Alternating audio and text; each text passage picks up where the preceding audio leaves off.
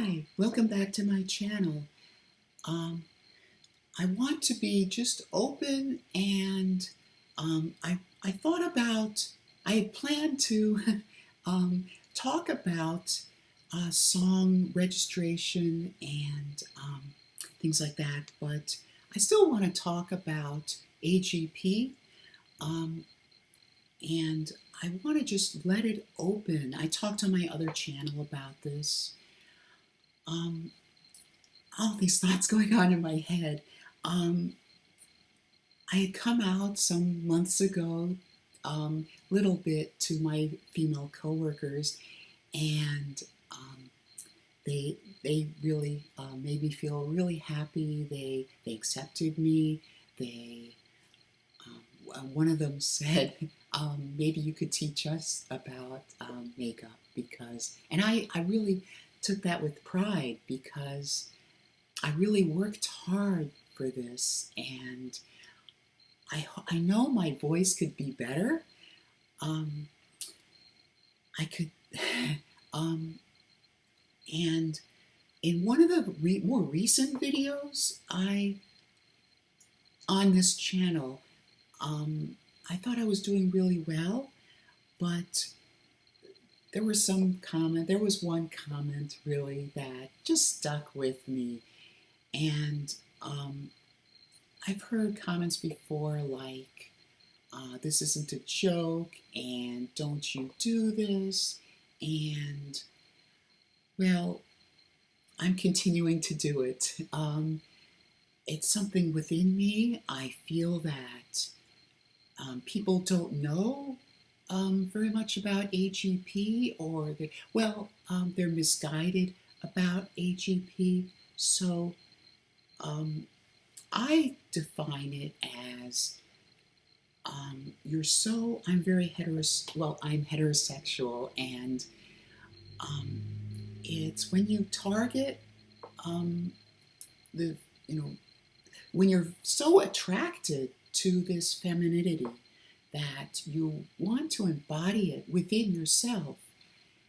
And I guess that's part of me, and that always is. Now, when I had begun this, I had been fascinated by female impersonators, and that's what really got me going on this. There's some wonderful female impersonators.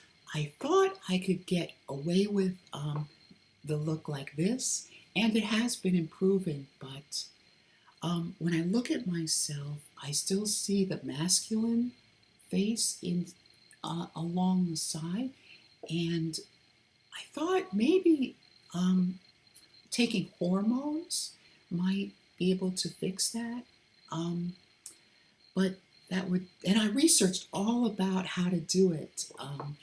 I would get a hair transplant, and within about 6 months, 9 months, my gender would be indistinguishable. But the bad thing is it would be irreversible. I'm still drawn to women. So if, sometimes I've read that your orientation changes. So I might shift to men on estrogen. But either way, I don't want to have bottom surgery because it's so, frankly, it takes away the level of testosterone that everybody needs. Men and women both have testosterone, and they both have estrogen. It's just a balance of which one has more. So obviously men have more testosterone, and it's just a matter of reversing it. So if I were to have bottom surgery, I'll just put it out there, if I were to have bottom surgery, I would remove the source of testosterone, and I would have all sorts of health effects, and it wouldn't be good. So if I were to do this, if I were to go on hormone therapy, and I were to I would not want to have bottom surgery. No way, no. I remember somebody criticizing me about my voice being too high pitched. I'm working on that. I want to sing a little bit. I was really happy, by the way, yesterday. I just let out some pitch exercises. Ah, ah, ah, ah, ah, ah, ah,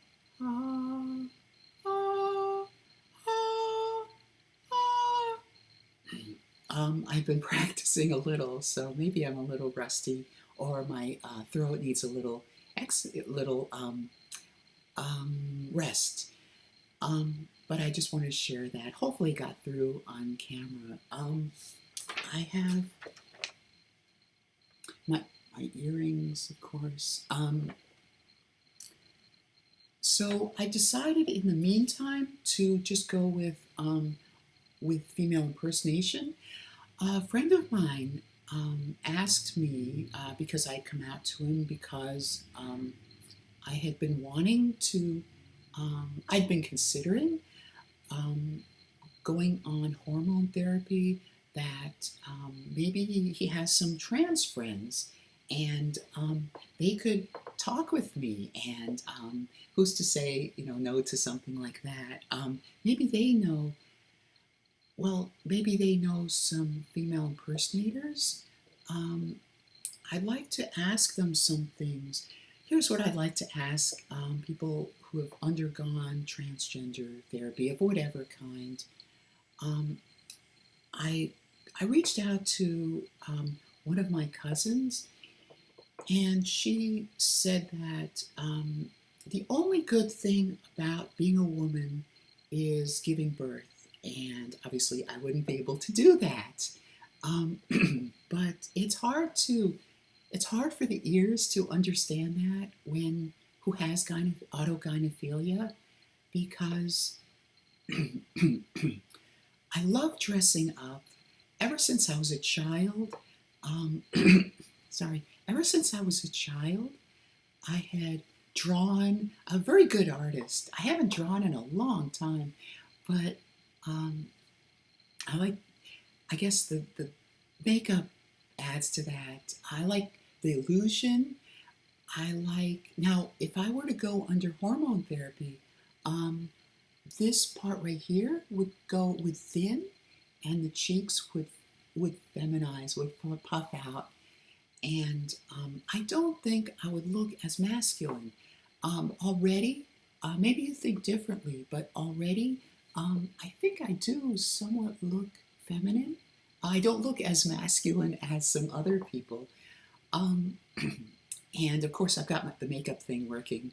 I just need that extra boost. And if I were to go through the hormone therapy, I would render myself infertile. Now, I'm 48. I'm going to be 49 in November. And that's at the point where if I have a child, if I give birth to if I find somebody, and if I have, a child, the child would be growing up when I'm in my 50s, hopefully. The reason why I haven't found a partner yet is because I'm Jewish, and in this area, there are two things you can't find, apparently. Number one is Jewish single woman, and the other is apparently female impersonators. I can't find any place where I could just dress up, and I thought maybe that's why I had considered HRT, because I haven't been able to express myself like this in a natural way without gender affirming care. So I'm going to back off on the therapy. I'm still going to see a therapist. I can't afford to have it more than 2 weeks. And it's a little bit amount of money, but it's enough that I could sort of afford it. I figure it's important because, I've had autogynephilia since I was a child. And I've talked about this, I'm sure, in previous videos.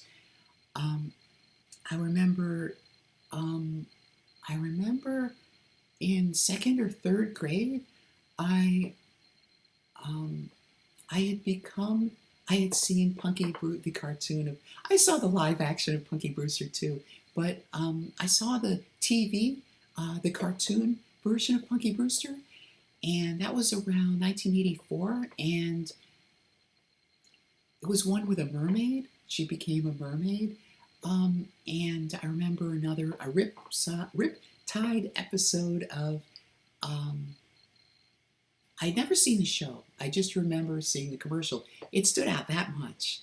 A Riptide episode where it's called Catch of the Day, and I remember one of the guest actresses turning to somebody who's absolutely mesmerized by a fake tail hanging on the wall, and she says nonchalantly, "Don't touch my fins." And I guess that's the early spot where I started thinking about mermaids or being attracted to mermaids. And that was 1984, and I know by 1988, May 1988, that I had seen Splash, the original movie Splash. No, it wasn't The Little Mermaid. It was Splash for me. And I absolutely I wanted to be a mermaid. And the fifth grade, which would have been around 85, 86, 87, I'd become attracted and envious of Samantha in Bewitched. That's why I named myself Samantha. And I had just become attracted to these women. And I wrote something for my other channel. I wrote it, and I said, it's not socially acceptable to be attracted to mermaids, or if you're a guy, or I like my favorite color is purple. And, being attracted to this femininity. And, of course, it's perfectly acceptable for a woman to dress up and be into makeup and looking happy and nice. Looking happy, I shouldn't say that's not a man's thing, but being a woman, you get to dress up, you get earrings, you get to decorate yourself. For a man, it's just regular shirt, regular hairstyle. I mean, think of all the different styles women have for their hair. And men, it's just basically straight cut, or a mohawk, or balding, or whatever. And I wish I could have that. I envy that. And there's also the physical attraction element of it. But I want to tell you that HEP is not just a physical, you give somebody has pleasure time over it. It's not that. It's, at least for my sake, it's being so attracted to, it's like being hyper hetero. You're attracted so much to the opposite sex that you want to embody it within yourself. So if nothing else, I'm going to get this across. And I talked about that. Um, so hopefully, some people I know, me or that friend I was talking about, maybe he will be able to connect me with female impersonators, because if I go along that route, maybe I can forego this intense. Well, it used to be intense. It's less intense now, but every time, like for example, when I dress up like this, I feel this desire to go on hormone therapy and to fix up and to be able to go in public. It boils down to um, how passable I am, um, how no matter how much effort I put into it, I guess I won't be 100% passable. I'll put a note. I'll put a here. I'll put a picture right here. Um, you go on those um, you go on those websites where they you submit a photo and they show you what you look like as a woman, or a gender switch. And I don't know if this is a good guess, but I did it, and here's my.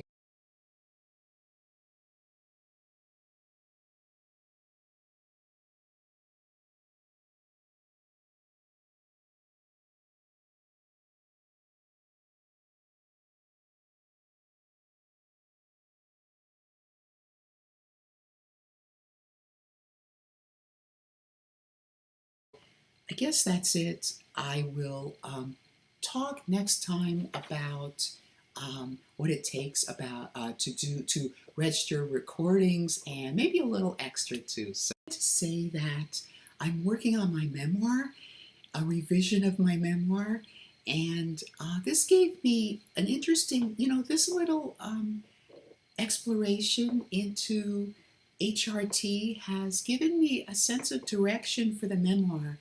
um, I had these different disparate things. Okay, I'll get into what my earlier version of my memoir had been. Um, I have my mom. Um, I I guess I can't get into all these. It would be too complicated. But suffice it to say that suffice it to say that um, I think cross-dressing being one element in my memoir, had been one element, and my feelings of failure about achieving. I wanted to go into the film industry. Maybe I haven't. Perhaps I didn't cover this aspect of myself. I'm sorry. I'm trying to practice my voice. Um, I wanted to go into film so badly ever since I was a little kid, and um, so there's that. There's um, this cross-dressing. Um, there's my mom, and figuring out my past. Figuring out why my mom. Well, there's something about my mom that I'm still trying to figure out. So I'm coming to grips with a bunch of things, and I needed something to tie it together. So, um, fortunately, maybe this, I wanted some direction. So, fortunately, whether I decide to take hormones or not, it'll be an interesting direction for my memoir. So, if you want to read my first version of my memoir, it's on Amazon under my real name. I guess I should give it out. It's under GeoffreyLinehan. And I hope I don't get in trouble for this, or suffer recip. But it's called Seeking Sunshine. And no, I placed a bunch of writings, right? Bunch of my writings on there. Um, One's called Seeking Sunshine. That's the first attempt at a memoir, and I have, of course, something about a mermaid, I think, and a combined um, copy of my different scripts, not including the ones that involved, where I'm writing a television script for an already existing IPs because I didn't want to get into legal hassle. So I bound together as much as I could about my writings, and I think it's called My Writings or something. And there's Seeking Sunshine, and there are, I think, a couple of short stories on there. Again, it's under my real name, GeoffreyLinehan. And I've come out on my other channel, so I feel less inhibited by doing this. By the way, I'm now wearing, I went back to wearing extended eyelashes. I think they look pretty good. So I will see you next time. So long.